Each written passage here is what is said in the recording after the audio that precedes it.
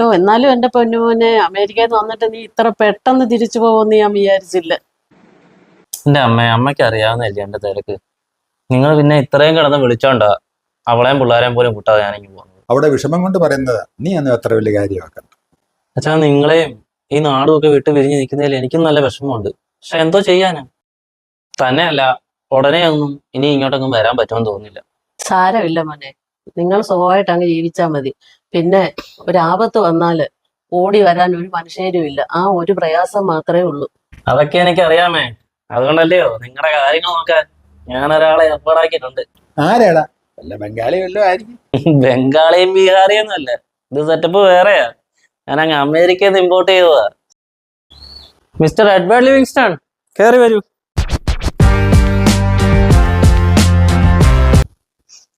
Hello boss.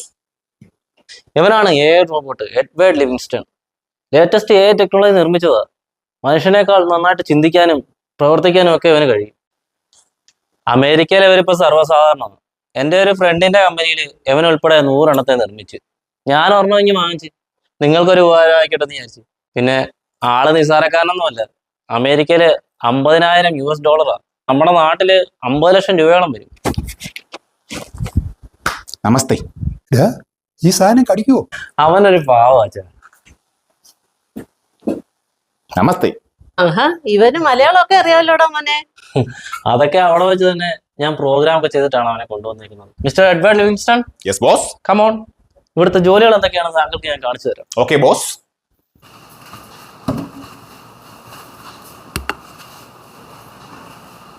കണ്ടോ, നല്ല ഗുരുത്തമുള്ള റോബോട്ടാ. എന്തോ കണ്ടാലും തൊട്ട് നെറ്റിക്ക് വെക്കുവേ. അമ്മ, അത് ഗുരുത്വത്തിന്റെ ഒന്നും അല്ല, അവന്റെ പ്രോസസർ അവിടെ ആയിരിക്കുന്നത്. അവനത് സ്വയം പ്രോഗ്രാം ചെയ്യുന്നതാണ്. ഇവന് പാചകം ചെയ്യാൻ വല്ലതും അറിയാവോ? ചോറും കറിയൊക്കെ വെക്കാൻ അറിയാം.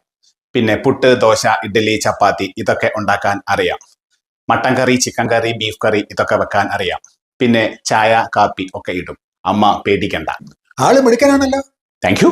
ഇത് ചൂല്, മുറ്റം അടിക്കാൻ ഉപയോഗിക്കുന്നത്. അറിയാം ബോസ്. അമേരിക്കയിൽ വെച്ചിട്ട് ഒരു ദിവസം മാഡം ഇതുപോലെ സാധനം വെച്ചിട്ടല്ലേ ബോസിന്റെ തലക്കടിച്ചത്. മിസ്റ്റർ എഡ്വേർഡ് ലിവിങ്സ്റ്റൺ, അതങ്ങ് അമേരിക്ക, ഇത് ഇന്ത്യ. അമേരിക്ക വെച്ച് നടന്ന കാര്യങ്ങളൊന്നും ഇവിടെ അവതരിപ്പിക്കരുതെന്ന് ഞാൻ പറഞ്ഞിട്ടുണ്ട്. അതെല്ലാം മറന്നേക്ക്. ഓക്കെ ബോസ്, എല്ലാം മറന്നു കഴിഞ്ഞു.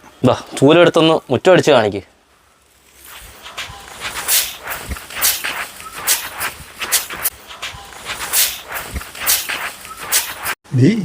ഈ മുറ്റമ്പല ഇനി ബാക്കി വെച്ചേക്കൂ. നിങ്ങൾക്കല്ലേലും ആരെയാ മനുഷ്യനെ പിടിക്കുന്നത്? എനിക്ക് ഒരുപാട് ഇഷ്ടപ്പെട്ടവനെ. നല്ല കുടുംബത്തിൽ പിറന്ന റോബോട്ട്. നോക്കിക്കാട്ടെ, മിറ്റമടിക്കുന്ന രീതിയൊക്കെ നോക്കിക്കേ. ലൈലെല്ലാം എടുത്തു വെച്ചോടാ. എല്ലാം എടുത്തു വെച്ചാ. അമ്മേ, ശരി എന്നാ, പോയിട്ട് വരാം. അച്ഛാ.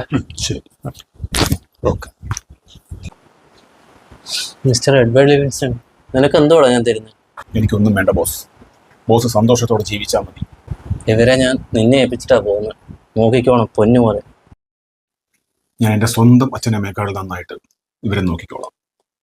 അത് നിനക്ക് അവിടെ നടാ അച്ഛനും അമ്മയും. എന്റെ പൊന്നു ബോസേ, ഞാൻ ഓളത്തിനങ്ങ് പറഞ്ഞു പോയതാ. വെറുതെ അതേ കയറി പിടിച്ച് നാറ്റിക്കാതെ. ശരി, അപ്പൊ ശരി, ഇനി യാത്രയില്ല.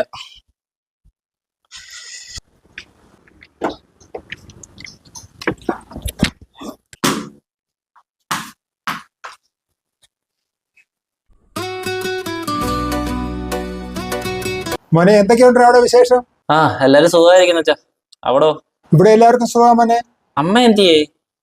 അവൾ അടുക്കളയിലാ. പിന്നെ അവൻ എന്തിയേ? നമ്മുടെ എഡ്വേർഡ് ലിവിങ്സ്റ്റൺ. ലിവിങ് സ്റ്റോൺ ഒക്കെ നിനക്ക്. അവനെ ഇപ്പൊ ഞങ്ങളുടെ ഉണ്ണിക്കുട്ടനാ, ഞങ്ങളുടെ സ്വന്തം ഉണ്ണിക്കുട്ടൻ. പേരൊക്കെ മാറ്റിയോ? എന്നിട്ട് എന്ത് ചെയ്യാനിപ്പോ? അവനെ രാവിലെ എണീറ്റ് അമ്പലത്തിൽ പോയേക്കുവാ. അമ്പലത്തിലോ? എന്റെ കർത്താവേ! അച്ഛാ, അവൻ മാമോസ് പോങ്ങിയ നല്ല 1-ാം തരം സത്യക്രിസ്ത്യാനിയായിട്ടുള്ള റോബോട്ടാ. അവനെ പറഞ്ഞ് നിങ്ങൾ അമ്പലത്തിലും വിട്ടോ? അതൊക്കെ അമേരിക്കയില്. ഇവിടെ ഇപ്പം അമ്മയ്ക്ക് പകരം അമ്പലത്തിൽ പോകുന്ന അവനാ. അവൻ എത്തിപ്പോയല്ലോ.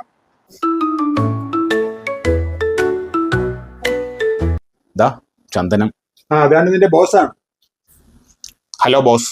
ഞാൻ നിന്നോട് പറഞ്ഞിട്ടില്ലേ ഒറ്റയ്ക്ക് പുറത്തുനിന്ന് ഇറങ്ങി നടക്കരുതെന്ന്? ഇല്ല ബോസ്, അമ്മയ്ക്ക് പോകാൻ ബുദ്ധിമുട്ടുള്ളപ്പോൾ ജസ്റ്റ് ഒന്ന് അമ്പലത്തിൽ പോകും, അത്രേ ഉള്ളൂ ബോസ്.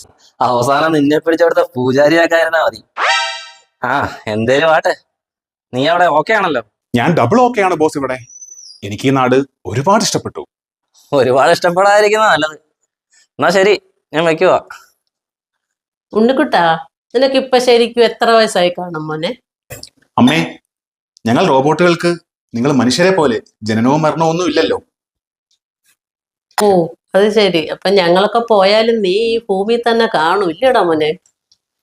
അതിനെപ്പറ്റിയൊന്നും ഞാൻ ഓർക്കാറില്ല അമ്മേ. അതൊക്കെ എന്നെ നിർമ്മിച്ചവർ തീരുമാനിക്കും. Leave in the present happily, അതാണ് എന്റെ പോളിസി. ഉണ്ണിക്കുട്ടാ, എനിക്ക് കഴിക്കാനുള്ള ഗുളിക എന്തിയേ? ഗുളിക ഞാൻ അവിടുത്തെ വെച്ചിട്ടുണ്ടല്ലോ. ഞാൻ കുറച്ച് മുന്നേ പപ്പയോട് പറഞ്ഞതാ ഗുളിക എടുത്ത് കഴിക്കണേന്ന്. അമ്മ, പപ്പയ്ക്ക് നല്ല മറവിയുണ്ട് കേട്ടല്ലോ. ആ പപ്പ, പിന്നെ നാളെയാണ് ഹോസ്പിറ്റലിൽ പോകേണ്ടത്, മറക്കരുത് കേട്ടല്ലോ. ഞാൻ വിളിച്ച് ബുക്ക് ചെയ്തിട്ടുണ്ട്. Okay okay. ഉണ്ണിയെന്നെ കണ്ട ഇപ്പൊ ഒരു റോബോട്ടാന്ന് പറയുകയില്ല. ശരിക്കും ഒരു മനുഷ്യരെ പോലെ തന്നെ സംസാരവും പെരുമാറ്റവും ഒക്കെ. ശരിയും. ഉം. അതെന്താണെന്നറിയോ? നിങ്ങളുടെയൊക്കെ കൂടെ കൂടിയതിന് ശേഷമാ. ഓ പിന്നെ നമ്മളെ അങ്ങ് വിട്ടേരെ.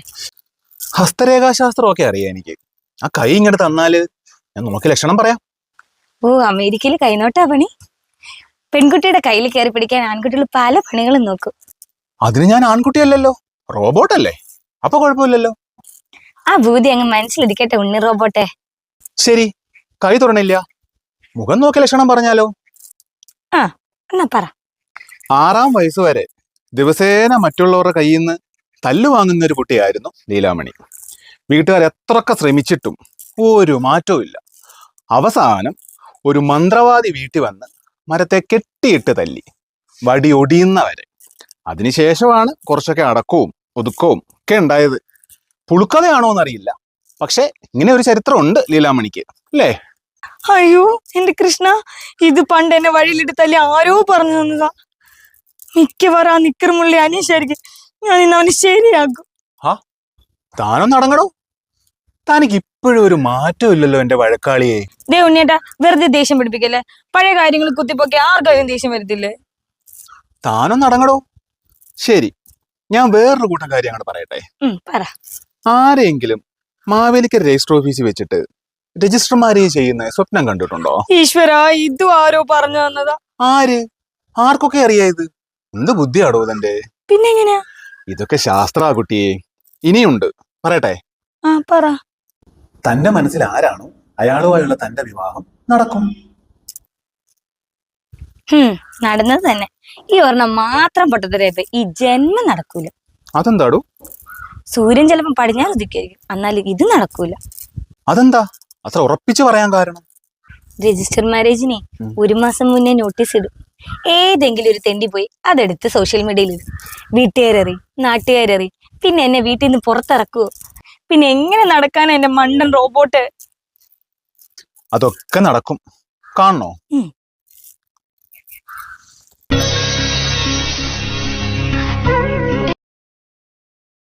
ഈശ്വര, ഇതെങ്ങനെ? ഞാനൊരു റോബോട്ട് അല്ലേ ഇടൂ, അപ്പൊ ഇതൊക്കെ സിമ്പിള്. ഇത് നടന്നില്ലേ, അപ്പൊ കല്യാണവും നടക്കും. ദേ ഉണ്ണേട്ടാ, അമ്മ വിളിക്കുന്നു, ഞാൻ പോട്ടെ.